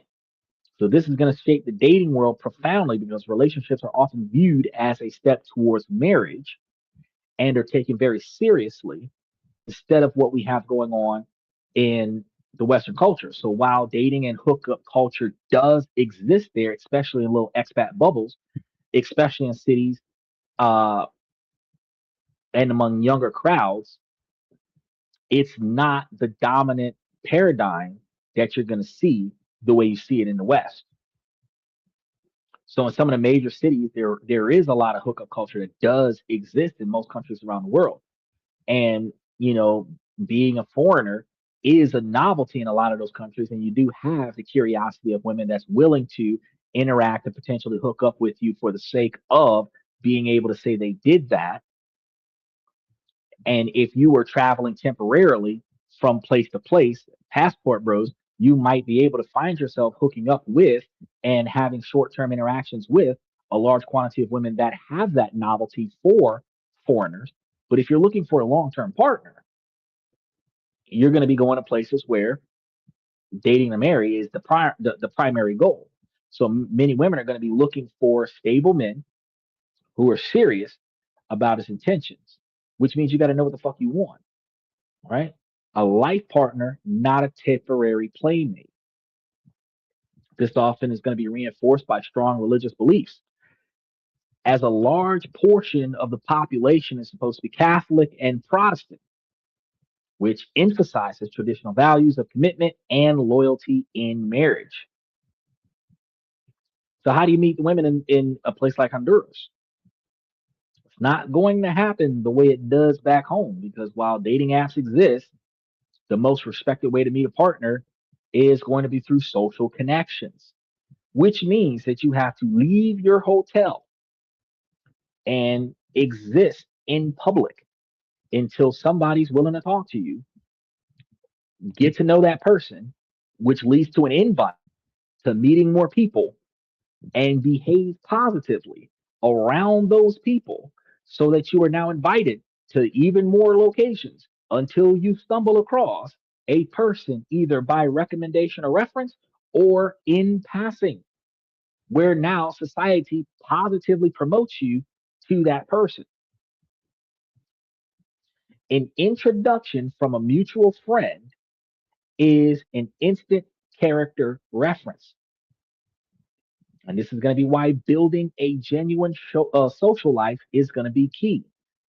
Not just coming off of a dating app and going over there and like, oh, well, I'm looking for a wife. No, you want to go out there, you want to leave the house, you want to interact with people, you want to be friendly, you want to be courteous, you want to be patient. So while in America, when people do stupid shit in front of you, you want to break their car with a baseball bat. In other countries, when people do stupid shit, they're going to instinctively apologize, and it's going to be like a second action. But you are supposed to instinctively accept the apology, even though it pissed you off, because how the rest of society sees your reaction to the other person's actions will either make or break your reputation before you interact with other people. If you interact disrespectfully to one person in an inconvenience, the people who saw that are either going to hate or fear you before you go and meet anyone else. That puts you in a position where you're less likely to be successful with complete strangers who you haven't met, but they've already met you. Now, Making local friends is going to become a regular thing at cafes, or join a club, not a nightclub, but a group activity. Now, community and church events are also powerful places to meet people with shared values, but this is church events, not Sunday service. Okay. Church events is going to be like the church is hosting a play, the church is putting on a performance at a local location. There's a Easter thing, a Christmas thing, and a Thanksgiving thing, or something to that effect. That's a church event. Or if the church is doing a fundraiser or some type of community service event where they're going to try to make something better for somebody or a group of somebodies in the area, that's a church event. And in those church events, if you're going there as an asset to the church, not a participant in the event, let me help you carry that. Let me help you build that. Get involved kind of thing, like a volunteer, not like a participant in the activities. That'll be a powerful place to meet people with shared values. Because you don't have to be a die-hard Christian, Catholic, Seventh-day Adventist, Baptist, or whatever, going to church every Sunday, giving your 10% to the church, to be a guy that has moral values and an ethical compass that was stemming from a childhood in the church. A lot of us, Gen Xers, baby boomers, and some even Gen Zs, spent the first 5 to 8 years of their life in church. Your moral compass and your ethical values, your ability to not deliberately fuck people over, your ability to deliberately intend on trying to tell the truth at first until you realize that telling the truth will get you in trouble, is the instincts from the moral compass instilled in you from the church. Not a lot of people think that. So you can swear up and down you're atheist. But if you have ethics, you learn those ethics from church before you learn those ethics in college from ethics class. You learn those philosophical values from church before you learn those philosophical values, Aristotle and all those other things, in college, right? So you may not be a practicing religious person, but you do have a religious background. Majority of people do. The lack of ethics, though, the lack of morals, though, you could probably say, yeah, that person probably never seen the inside of a church. But anybody that's like, oh, what about the other person? You probably learned that from last generation's religious background. Just trying to tell you, this is going to be bringing us to the most critical point. In Honduras, you must learn Spanish. And we say that in America, that like when you come to America, you should learn English. And then we help people who come to America who don't know English, and we help them get around and do things so that they don't need to learn English.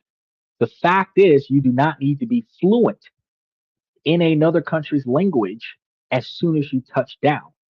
But from the time you get there till the time you get used to being around there, you need to learn stuff there and show improvement in your ability to speak the local language. So if you were in Honduras for 2 or 3 years, you should have had 2 years of language, Spanish speaking. You might not be fluent, but you should be reasonably average or above average in articulating in the native language how to get around, right? If you left from Honduras and did 3 years in Japan, out of that 5 years, you've got three countries under your belt, three countries of language. Your native language, the one you were born and raised at, the one that you picked up in Honduras, and then the other one you picked up from Japan. Special shout out to OG Kicks. You cannot build a deep, authentic connection through any type of translation app. Even if you have the translation headphones where I can put on a headphone and you can put on a headphone and I can talk into the microphone and it'll translate to you and you can talk into the microphone and translate to me. Those things have a battery life. And if you're spending all day with somebody, that battery life is going to wear down. Even if you carry 2 sets, even if you carry 3 sets, just so that you had enough to cover 12 hours of interactions with other people, you're going to find yourself in a situation where the batteries are going to die. You still need to charge them. And because you cannot translate, no one's there to translate for you, you're going to find yourself in a situation where you are going to have questions that nobody understands to be able to give you an answer for. So you cannot become dependent upon translation headsets or translation glasses or anything to that effect. That's ultimately going to fail you eventually. And then the translations aren't always perfect. But learning the language, it also shows a massive amount of respect, and it proves that your commitment is to integrating into their world, into their culture. Now, I understand if you're going to another country with the intent to bring them back, you're not planning on staying there forever. But even if you're going to another country to find a relocator,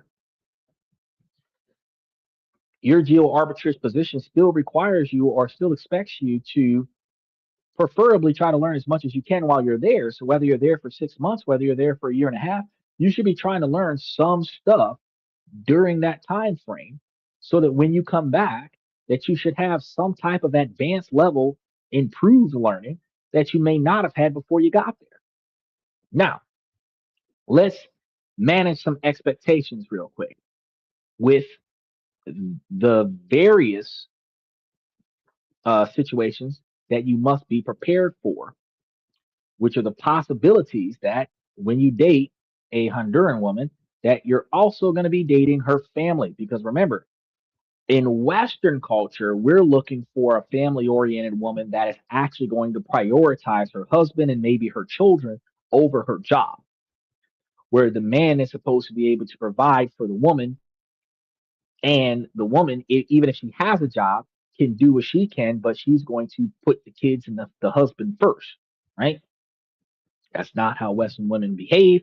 Western women put self satisfaction, self gratification before the family, and they will sacrifice everything to be happy, and they will destroy their whole livelihood to be excited and thrilled. They will completely blow up a good thing just to make sure that they can feel like they're alive. I don't understand it. I don't agree with it, but it is what it is.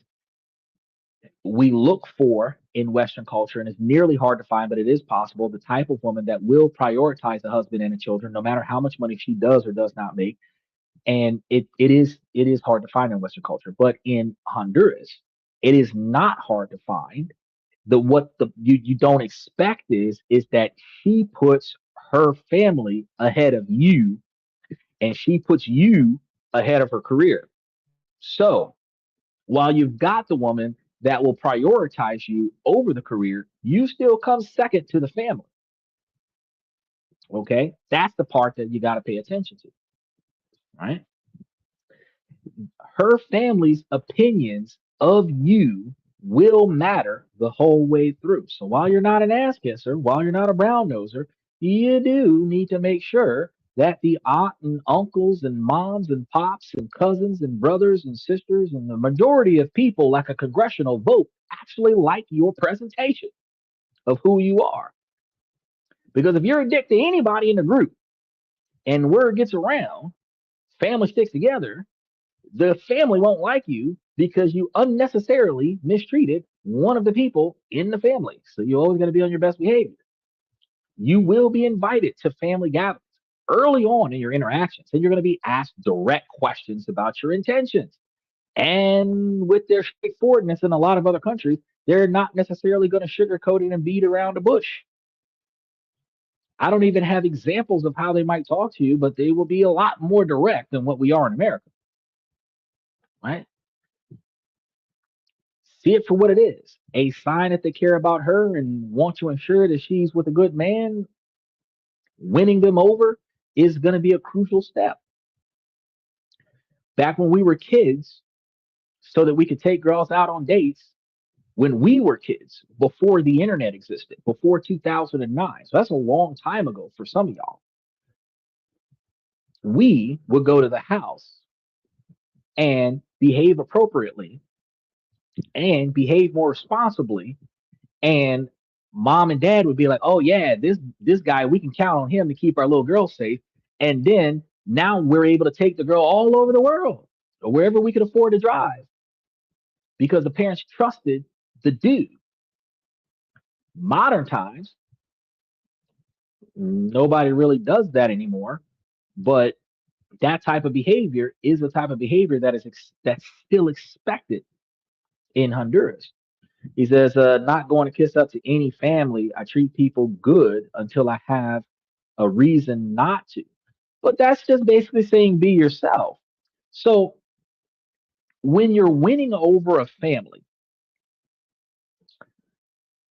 you're not necessarily kissing up to the family. You're not brown nosing and providing false compliments and throwing a bunch of money at them, buying their respect or anything to that effect, buying them a bunch of gifts. That's not winning over the family. Winning over the family is being genuine about your position, being serious about your expectations of the girl that you're with, and respectfully standing on your non-negotiable expectations for behavior with the people around you. But even if you are an antisocial person, you still have to perceivably be social to her family because they are going to judge you and your relationship satisfaction is based on them judging you. So I don't want your family coming over while I'm at work is not the mentality that you can have if you're trying to date to marry. You're going to go to work and come back and have 5 or 7 people there that you weren't expecting to be there that are all literally relatives of this chick. That's what we're dealing with. We're dealing with, instead of you guys figuring things out and going to find something fun to do, she's bringing you to yet another family function to go and meet yet another relative and spending the whole day being entertained by or entertaining relatives. You, as a foreigner, are a lone wolf in a culture that has generational culture of family orientation. So with your lone wolf mentality, you might think, oh, well, I'm not going to do this, and this. But if you are a good person in nature, you're going to be respectful because you're a respectful person. You're not going to unnecessarily insult people. You're not going to talk down to people. You're not going to have unrealistic demands. So really all you have to do is just go there and be yourself, as opposed to the player mentality that's going to try to trick and swindle and lie and manipulate people in order to get what they want. You're genuinely going over there with the type of behavior that should be socially acceptable, which also means that you're not pretending. You don't even have to try. However, you still have to be just a little bit more patient for certain things that would normally piss you off in America because you are trying to win over the family. So, like in America, somebody might step on your shoe and you might beat their ass. In Honduras, somebody might step on your shoe and apologize, and you might have to just dust your shoe off and accept the apology. Show that you're not an unnecessarily confrontational person. That's really all it is. Because if you show job stability and genuine interest in the girl, you have to also show that you're not OJ Simpson. So you're not unnecessarily confrontational. You got to make sure that her family knows that you're not Chris Brown, right? Your decision making skills to negotiate and work things out is effective for maintaining a stable house. Especially if your goal is to take her back to another country. Her family wants to know that when y'all fly out, y'all are going to be like 20, 30,000 miles away from her hometown. And they want to know that she's going to be safe with you. You've got to prove that. It's not, this isn't like what you see in the movies where you got to come and bring a dowry and Aladdin and impress the sultan in order to get the girl. You just got to go there and not be an asshole. It's not asking for much. And then be unnecessarily social. That's not asking for much. And then don't sleep with her hot cousins or any of her hot sisters or any of her hot aunties. That's actually going to be a thing. Also, here's another thing that I didn't even put into the script. If the women are friendly in her family, don't take that as flirting. Take that as acceptance. So don't flirt back. Take it with a kind gesture of thanks. Respond neutrally. That's really all you're doing. Just don't be a dick. This is going to bring us to masculinity because in more traditional cultures, there's often an appreciation for a man who can be a provider and a protector. Now, this isn't about being toxic. It's about being a man of your word, stable, confident, and capable of leading a family. This means that you should know exactly what you want to do and how you want to get it done before you go talk to her about it. This means that things are usually structured and organized before she gets involved so that her family doesn't have to help you fix your problems. This means that when you say you're going to do something and say that you're going to go somewhere and say that you're going to accomplish certain things, that you see that shit through. And even if something beyond your control delays your ability to succeed, you still manage to succeed, even if it's late. But being late is not always going to be acceptable. Late every now and again might be a thing because nobody's perfect, but more often than not, they should be able to set their watch to what you said you were going to do the last time they talked to you. Like, for example, I don't always start the show on time, but I start the show every night. You know that I'm going to be here at some point. That's a man of my word. When I tell you I'm going to put something into the membership, it ends up in the membership. Doesn't always happen the day that I said I was going to do it, but you know that you have found everything in the membership that I said I was going to put in the membership. Being a man of your word is impressing the family. Being organized and structured, creating a script so that I'm ready for the show, so I'm not trying to wing this shit.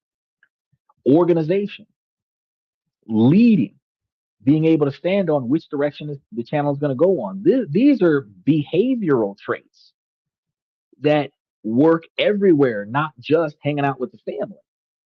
It's just that you have to stand on that when you're with them. They're not looking for a savior. And a lot of women don't need a savior. Even in other countries, when you go to another country to get a woman to bring her back to your home country, she's not looking for a captain save them. These women got their own careers. They probably taking care of their own families. You got a lot of cultures like Belize and Belarus and Bangladesh, where special shout out to those countries again, where like 90% of the workforce is small business owners that are women. It's a matriarchal society or patriarchal, right? Where the ladies lead the finances, but they also prioritize their husbands, which is what we cannot find in the Western culture. They either prioritize their husbands or they lead the household, not both, right? So your financial stability is going to be a huge plus for them, but it's worthless without character and loyalty. Money alone will only attract the wrong person everywhere you go in the world. And one of the things, which is why I told you don't go get that Benz, uh, one of the things that we do instinctively as men when we're not thinking correctly is we think about flash over stability because we know that if we get the right kind of flash, we will attract more women. However, when we get that kind of flash, the additional women we're attracting are lower valued women that are only there because of the flash. The higher value women that would have been there when there was no flash, the higher quality women that would have been there when you were catching the bus and walking down the street, but diligently going to work every day. Those women will not show up just because you've got a Benz. They would have showed up because you've got a stable job, you're taking care of your family, you're going to college, you're going to start up a business when you get out of college, you're working towards that business setup right now. She sees potential, she's going to be there and invest in that because that looks like future success. That's a higher quality woman. But if you start Benz, name brand clothes, name brand shoes, flashy this, flashy that, flashy the other, you're going to find yourself in a situation where Flash will have what we would identify as gold diggers, which is usually broke chicks looking for a higher standard of living than they can afford to provide for themselves. That Flash attracts a different quality of woman that you actually don't want. The same way when women dress provocatively, that type of flash that she does with scantily clad outfits attracts a lower quality man. A man that wants her for her mindset and her skill set, her capabilities, is going to want her when she's fully clothed like a nun or a unsexy librarian, like a politician. You know, Instead of wearing ultra tight clothes, they wear normal clothes. That lack of flash will have a man come to her for all the right reasons. But when you're showing a print in the front and a crack in the back and so much cleavage, it's unbelievable. You're going to attract a lot more dudes. It's just that the extra dudes that you're attracting are a lower quality guy that only wants to sleep with you, which is a less favorable position to be in when your goal was to find a long-term suitor, right? This is what people don't think about. So is finding somebody genuine a guaranteed process? Of course not. There will be some cultural understandings and language barriers, especially if you don't speak the language before you get there. It's going to require a lot of patience and a willingness to adapt, which is why I said, you're not brown nosing, Steven. You're just not blowing up at the one time that things don't go the way you expect it to go, or you don't understand why they're not doing what you want them to do. They might not be unreasonable, they just might not understand. This path isn't for a tourist looking for flings. This is for a man who is ready to build a family and a future with a partner who shares the same visions as that guy. So let's say that you've done everything you were supposed to do. You moved to Honduras, you're living an incredible life, you've met an amazing woman. How do you make that situation permanent? This is going to be the practical parts that separates the dreamers from the doers. Honduras has several clear pathways to legal residencies.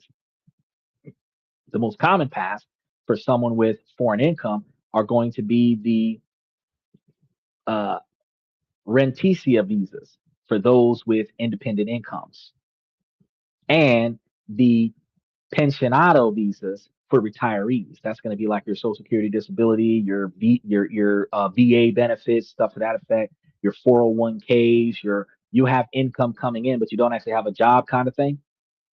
That's what those are. For these guys, for these types of visas, you must provide a stable monthly income from a source that is not in Honduras. So if you got a brokerage account in America or something like that, that qualifies. Now, historically, the thresholds for Honduras have been somewhere in the range of about $1,500 a month for a pensioner, meaning you have a job, and $2,400, $2,500 a month for a uh, renticia. So if you're bringing in $3,000 a month, either one of these situations, you'd be in there. Now, for the more entrepreneurial individual, there's an investor visa, which generally requires a significant investment into a Honduran business. And for them, a significant investment is far more than what we would consider a significant investment in America. In Honduras, something like $50,000 may be requiring a deposit with a central bank, might be the things that you would need for that investor visa. $50,000 for some people is 1 year's salary, right? That's cheaper than some of the other countries that we talked about in the Cayman Islands that were doing like $250,000, $650,000, $450,000. Buy your piece of real estate and get your citizenship that way. So I want you to hear clearly: immigration laws, especially the financial requirements, can and do change on a regular basis. The numbers that I just mentioned are going to be based on the latest available information that I was able to find in order to provide you guys with an illustration only to understand that it is in fact possible. But you absolutely must consult with some qualified Honduran immigration lawyers in order to make sure that when you're trying to go over there, that you don't have any hiccups or unexpected situations that you weren't prepared for. They're going to give you the most up-to-date advice, and they're going to guide you through the process of getting your documents like birth certificates and background checks properly apostilled and filed, right? So tonight's show is basically just a roadmap, not really like legal advice in order for you to knock this out. I'm kind of giving you guys a heads up as to how to get started on where to look and what to expect so that you can actually have the questions to ask before you go over there, because a lot of the times one of the things that we spend a lot of money on is talking to the person about our dream because we don't have our dream on paper, and then asking a bunch of questions after they've won us over. If you already know what the fuck you want when you get there, you're not dreaming right now, you're trying to apply it. You're going to spend less time with that exact same person because now your question is, what do I got to do to accomplish this? Not, I was thinking about this, I was hoping for this, I was wishing, blah, blah, blah, blah, blah. Oh, well, you can do this, you can't do that, you can do this, you can't do that. Well, what can I do? Right? Instead, it's like, well, no, this is exactly what I want to accomplish. And can you make that happen? That's a shorter conversation. But once you have temporary residency, you're on the right path. The time required to apply for citizenship is going to vary depending on how you're trying to get it, but it often is going to be shorter for citizens of other Latin American countries. So for most others, it's typically going to require several years of continuous legal residency if you're trying to go there. Me, myself, I find myself going to another country and then returning with someone else after an extended period of time. So, uh, my vacation, I might take a vacation that might be a few weeks, but when I go to find the extra partner, the extended stay is deliberately designed to allow me to acquire the extra person and then return back. So the dating phase would have the initial understanding on the first two encounters. It's like, yeah, my partner's coming back with me to the States when I fly back. Otherwise, the forward thinking behavior doesn't really work out because who's paying for all of these dates knowing that I'm going to be leaving within a number of months and you're not coming too, right? You got to understand this isn't a fantasy.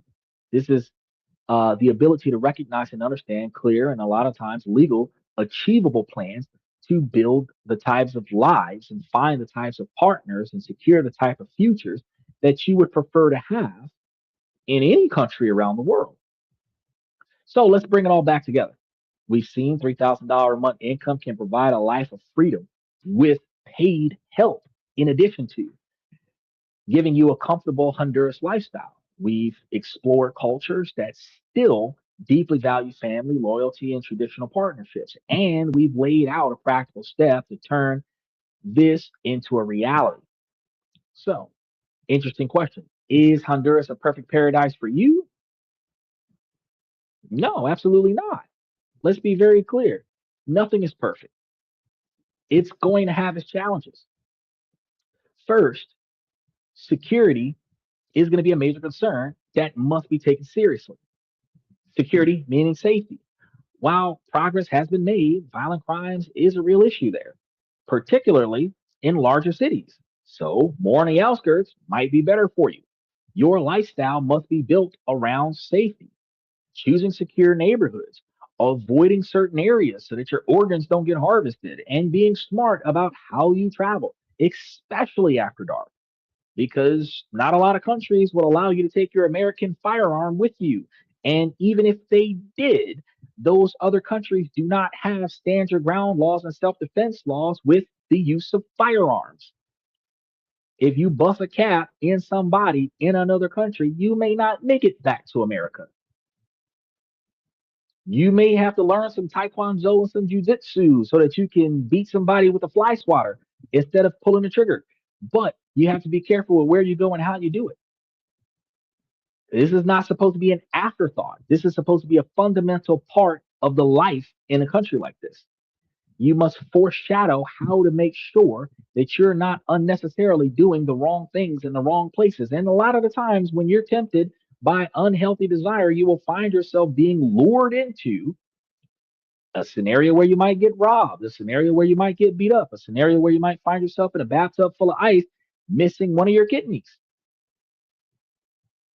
Furthermore, if you aren't willing to learn Spanish in this particular country, humbly embracing a new culture and putting genuine effort into being a good partner, this is also not going to be for you. You're going to fail here.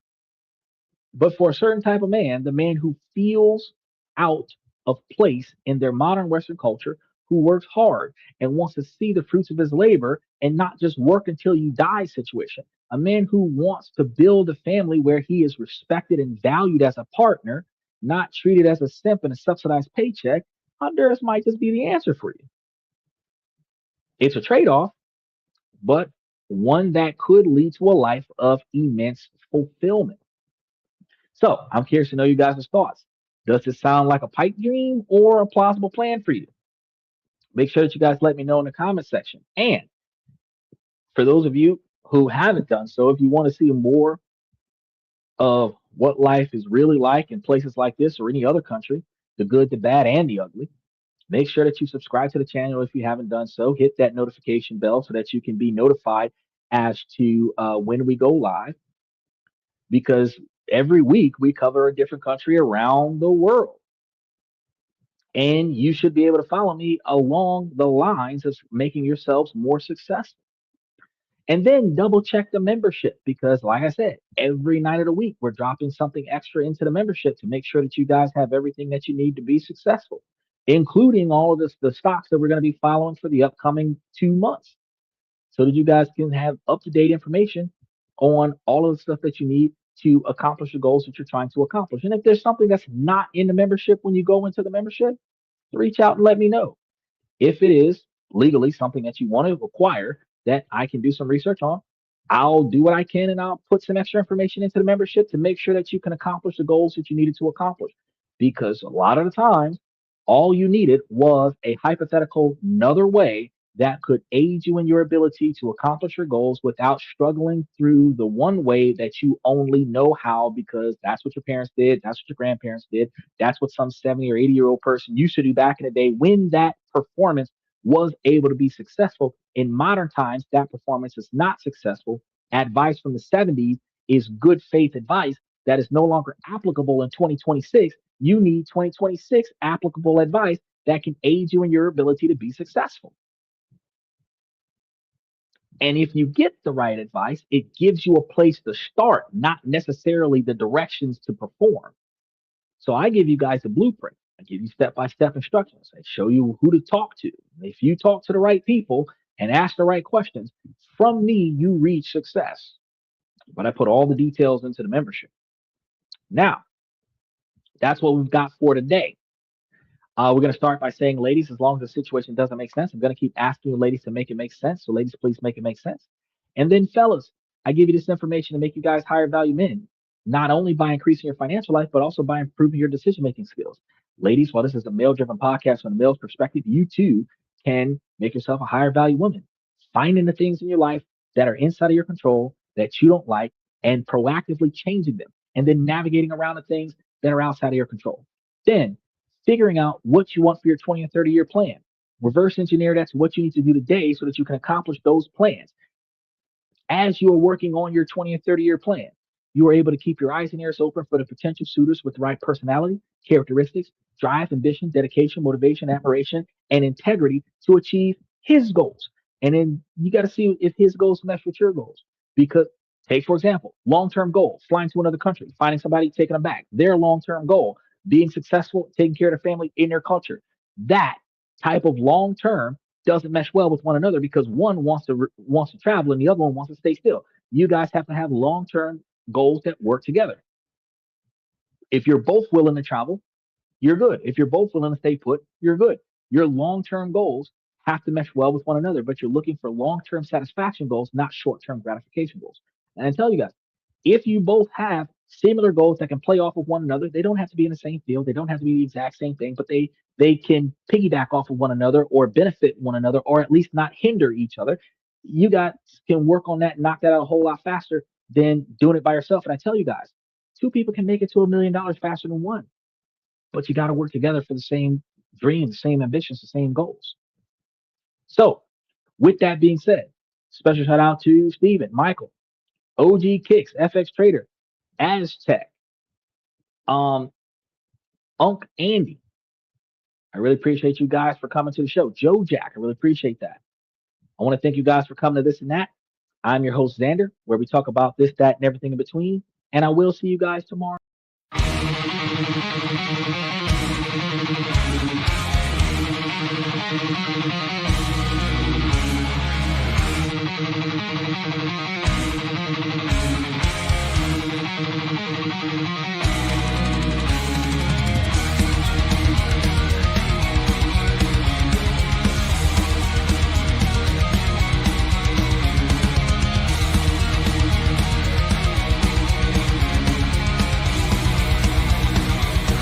Higher ground.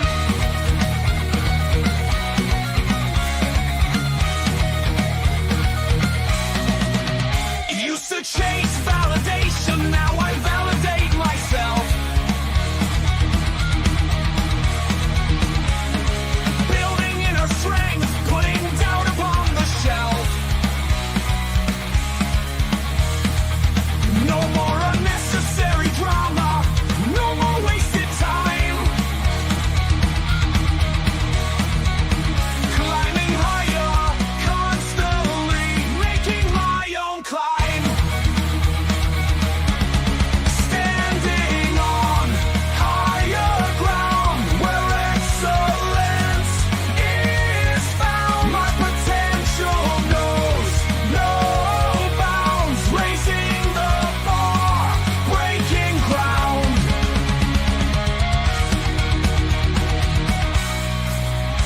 My network is my net worth. Choose your company wise. Surround yourself with eagles, not with sheep in disguise.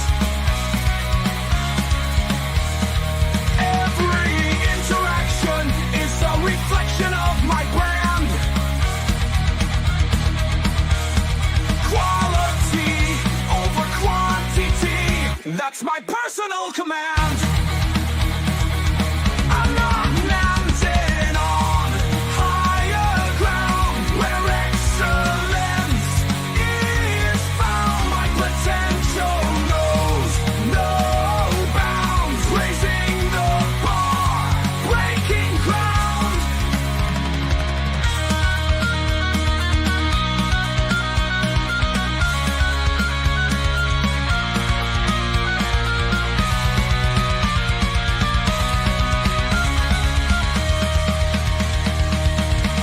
I'm not just living, I'm manifesting my vision, cutting through limitations with surgical precision. My expectations are my compass, my respect is my shield to mediocrity and chaos.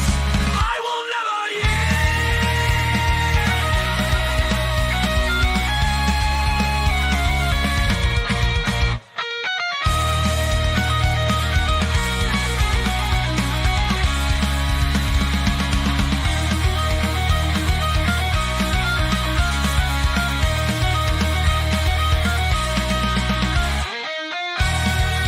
I'm not just living, I'm manifesting my vision, cutting through limitations with surgical precision. My expectations are my compass, my respect is my shield to mediocrity and chaos. I will never yield.